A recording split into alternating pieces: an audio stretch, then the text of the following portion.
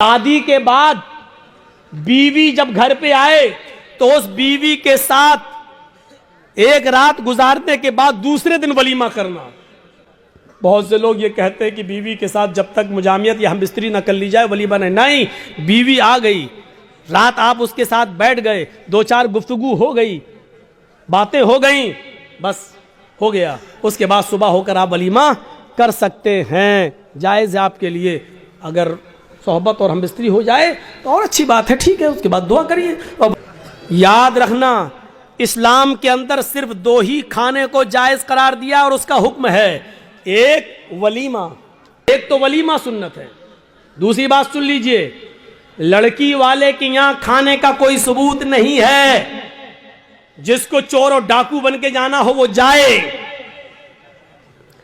لڑکی والے کو نہ کھلانے کا حکم ہے، نہ لڑکی والے کی یہاں زبردستی بیٹھ کر کھانے کا حکم ہے، نہ شریعت نے لڑکی والے کو کھلانے کا مکلف بنایا ہے. ولیمے کو سنت کہا ہے. ایک صحابی اللہ کے نبی کے پاس آئے، آپ نے دیکھا ان کے کپڑوں پر کچھ پیلا پن ہے، جعفران لگی ہوئی ہے، خوشبو آ رہی ہے. آپ نے کہا یہ کیا؟ کہا اللہ کے نبی شادی کر لی. کہا اچھا، سیبہ سے یا باکرہ سے، کنواری یا شادی شدہ تھی، طلاق شدہ؟ کہ اللہ کے نبی باکرہ تو نہیں ہے، کنواری، لیکن ہاں ایک بیوہ سے شادی کی جس کا شوہر انتقال ہو چکا. ایسا کیوں کیا؟ کنواری سے شادی کرتے. کہ اللہ کے نبی میرے ماں باپ کا انتقال ہو چکا ہے اور وہ اس دنیا میں نہیں ہیں، میری چھوٹی چھوٹی بہنیں ہیں، میری چھوٹی چھوٹی بہنیں ہیں. میں نے سوچا کہ ایک ایسی عورت سے نکاح کروں جس کو بچے پالنے کی مہارت ہو، تجربہ ہو، تاکہ وہ میری بہنوں کی اچھی تربیت کر سکے. اس مقصد سے میں نے شادی کی. آپ نے کہا اچھا کوئی بات نہیں، ولیمہ کیا؟ کہا نہیں. آپ نے کہا ولیمہ کرو. دیکھیے حکم ہے، اولم ولو بشاتن، ولیمہ کرو. اگر زیادہ طاقت نہیں تو ایک بکری ہی کا کرو، لیکن کرو. ولیمہ کرنے سے لوگوں کو پتہ چل جائے گا کہ اس کی شادی ہوئی ہے، یہ لوگ ناجائز طریقے سے نہیں رہ رہے ہیں، جائز طریقے سے رہ رہے ہیں. ولیمے کا حکم ہے، ولیمہ کرنا چاہیے. ایک یہ کھانا، اس کا حکم موجود ہے. اور دوسرا عقیقہ. عقیقے کی دو شکلیں ہوتی ہیں. دو شکلیں یہ ہیں کہ 7ویں دن جب آپ بچے کا عقیقہ کریں تو محلے کے لوگوں کو آپ بلا کر اپنے گھر کھلا بھی سکتے ہیں، لیکن محلے والوں کو بلانے کے ساتھ ساتھ غریبوں کا خیال رکھا جائے. ایسا نہ ہو کہ صرف امیر آئیں اور غریبوں کو نظر انداز کر دیا جائے، کیونکہ غریبوں کا حق زیادہ ہے اس میں. غریب و مسکین ڈھونڈے جائیں، کون ہے ضرورت مند، ان کی دعوت دی جائے. ایک تو یہ طریقہ ہے. اور دوسرا طریقہ عقیقے کا یہ ہے کہ اگر آپ سب کو بلا کر اپنے گھر نہیں کھلانا چاہتے ہیں تو اگر لڑکی ہے تو ایک بکری، لڑکا ہے تو 2 جانور ذبح کر کے اس کا گوشت غریبوں مسکینوں میں اور محلے کے لوگوں میں تقسیم کر دیا جائے، تب بھی آپ کا عقیقہ ہو جائے گا. اپنے گھر کھلا بھی سکتے ہیں. یہ ایک عقیقہ. عقیقے کے علاوہ، ولیمے کے علاوہ اور کوئی کھانے کا حکم اور ثبوت نہیں ہے حدیث کے اندر. یہاں تک کہ کوئی حاجی حج کر کے آتا ہے اور وہ خوشی میں اپنے گاؤں والوں کو کھلاتا ہے، اس کا مطلب یہ ہے کہ وہ اپنے حج کی ریا اور نمود کر رہا ہے، دکھاوا کر رہا ہے، لوگوں کو یہ بتا رہا ہے کہ دیکھو میں حج کر کے آیا ہوں، اس خوشی میں لوگوں کو کھانا کھلا رہا ہوں. حاجی کو حج کا کھانا بھی نہیں کھلانا چاہیے. اگر ایسی عبادتوں پر کھانا کھلانا جائز ہوتا تو پھر نمازی کو نماز پڑھ کے آنے کے بعد بھی کھلانا جائز ہوتا. پھر عید کی نماز پڑھ کر بھی کسی کو دعوت دے تو اس کی دعوت بھی جائز ہوتی. میرے بھائیوں، کیونکہ یہ عبادت ہے اور پھر عبادت پر پھر ایک عام رسم بن جائے گی. پھر زکات دینے والا زکات دینے کی خوشی میں کھلائے گا، لو آج ہم نے 30 زکات دی. پھر رمضان کا روزہ رکھنے کے بعد 30 روزے پورے ہونے کے بعد پھر لوگ کی دعوت دے، میں نے 30 روزے رکھ لیے. لو، حج بھی ایک عبادت ہے. جب ان عبادتوں پر آپ کسی کو کھانا نہیں کھلاتے ہیں تو حج پر بھی آپ کسی کو کھانا نہیں کھلا سکتے. جب حج جیسی عبادت پر کھانا نہیں کھلا سکتے تو پھر ختنے کا کھانا کیسے جائز ہو سکتا ہے؟ میرے پیارے ساتھیوں، ختنے کا کھانا جائز نہیں ہے، نہ ختنے کی دعوت جائز ہے.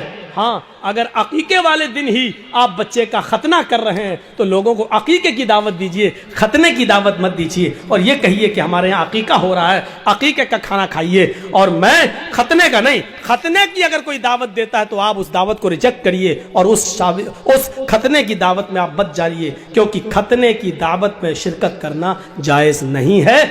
جو شخص اپنی بنیاد کو چھوڑ دے گا، بنیاد سے رشتہ ختم کر لے گا، وہ شخص کبھی ترقی نہیں کر سکتا ہے، کبھی بلندی پر نہیں پہنچ سکتا ہے۔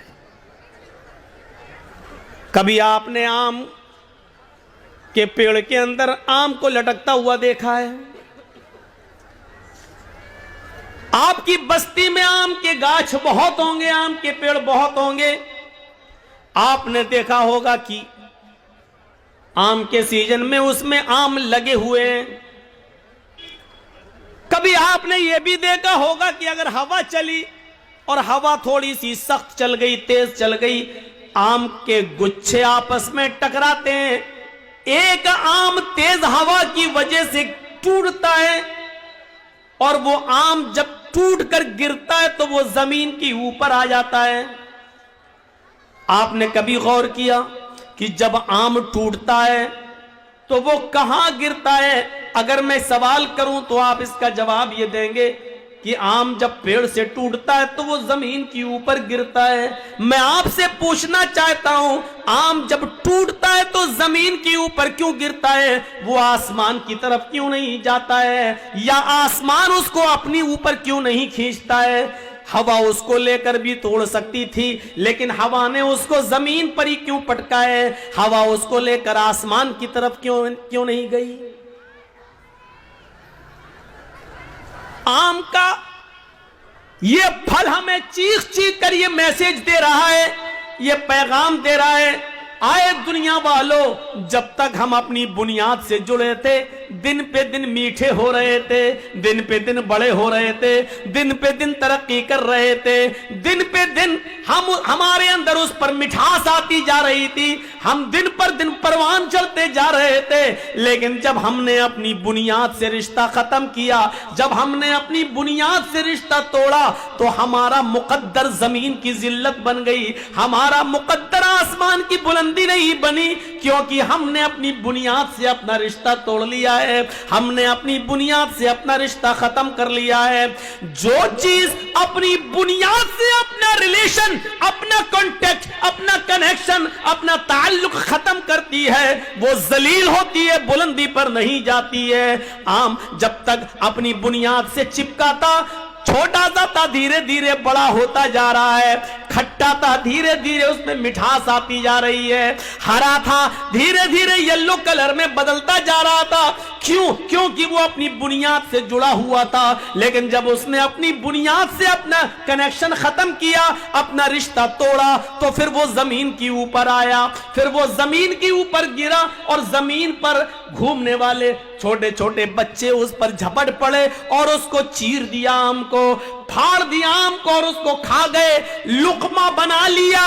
جو چیز اپنی بنیاد سے رشتہ توڑتی ہے وہ ایسی ہی نوچی جاتی ہے اور ایسی ہی کھائی جاتی ہے، لوگوں کا لقمہ بن جاتی ہے۔ مسلمانوں، نوجوانوں، تمہاری بنیاد ایمان، جب تک ایمان سے اپنا رشتہ مضبوط رکھو گے، ترقی کرو گے، بلندی پر جاؤ گے، اور جب ایمان سے اپنا رشتہ ختم کرو گے تو دنیا تمہیں اپنا لقمہ بنا لے گی، دنیا تمہیں اپنے اندر سمو لے گی، اور تم دنیا کی انگلیوں کے اشاروں پہ چلو گے، تمہیں ڈانس کرایا جائے گا، تمہیں نچایا جائے گا، تمہیں پھرایا جائے گا، تمہیں اپنے انگلیوں کے اشاروں پر چلایا جائے گا۔ اس لیے تمہیں چلنا پڑے گا، کیونکہ تم نے اپنی بنیاد سے اپنا رشتہ ختم کر لیا ہے، تم نے اپنی بنیاد سے اپنا رشتہ توڑ لیا ہے۔ اگر چاہتے ہو ترقی کریں، اگر چاہتے ہو کہ بلندی پر جائیں، اگر چاہتے ہو کہ حکومت ملے، سرداری ملے، تو تمہیں ایمان کے ساتھ اپنا رشتہ مضبوط کرنا ہوگا، اپنی بنیاد کے ساتھ اپنا تعلق جوڑنا ہوگا۔ جب تک کہ کوئی قوم اپنی حالت کو خود بدلنے کی فکر نہیں کرتی ہے، پہلے ہمیں چینج ہونا پڑے گا، پہلے ہمیں بدلنا پڑے گا۔ پہلے زمانے کی عورتیں اگر اپنے بچوں کو بد دعا بھی دیتی تھی تو اس میں بھی دعا نکلتی تھی۔ بچہ شرارت کر رہا ہے، کبھی یہ کبھی وہ اٹھایا پھینک دیا، کبھی ماں پریشان، ہائے ہائے ہائے، ماں پریشان، اور ماں نے غصے میں اپنے انداز میں بد دعا دی، لیکن آپ اس کو بد دعا نہیں کہہ سکتے ہو۔ جب دیکھا کہ بچہ بہت شرارت کر رہا ہے تو بد دعا دیتے ہوئے کہا، اللہ تجھے کعبے کا امام بنا دے۔ गुस्से में बद्दुआ भी दी तो उसमें भी दुआ छलक रही थी। यानी उस जमाने की औरतों को गुस्से में भी ऐसी बद्दुआएं नहीं मालूम थी कि जो बच्चों की जिंदगी तबाह कर दे। हमारी माओ की जबान से क्या निकलता? कुत्ते मर जाओ। परेशान करके रख दिया। अब कुत्ता कहती जा रही है, अब ये नहीं सोच रही कि कुत्ते की अम्मा कौन हुई, लेकिन कह रही कुत्ते मर जाओ। और पता नहीं क्या क्या वो कह देती है। एक बच्चा शरारत कर रहा है और जब तंग आ गई मां तो गुस्से में रोते हुए कहती, चल अल्लाह करे तुझे काबे का इमाम बना दे। और पता नहीं कौन सी घड़ी में ये दुआ निकली और अर्श वाले ने इसको कबूल फरमाई और वो बच्चा फिर काबे का इमाम बनकर निकला। और ऐसा इमाम बना कि आज जिसको आज सुदैस के नाम से याद किया जाता है, कारी सुदैस, ये काबे के जो इमाम आज भी मौजूद हैं, ये उसी माँ की दुआ का नतीजा है जो उसने गुस्से में दी थी और अल्लाह ने उस बच्चे को काबे का इमाम बनाया जो आज भी काबे का इमाम है। जरूर उस माँ ने अपनी हलक के नीचे कभी हराम लुकमा नहीं उतारा होगा। अगर हराम लुकमा खाया होता तो ये दुआ कबूल ना होती। जरूर उस माँ की रगों में हलाल खून दौड़ रहा था और हलाल खून दौड़ने की दुआ का नतीजा था कि वो बच्चा काबे का इमाम बना।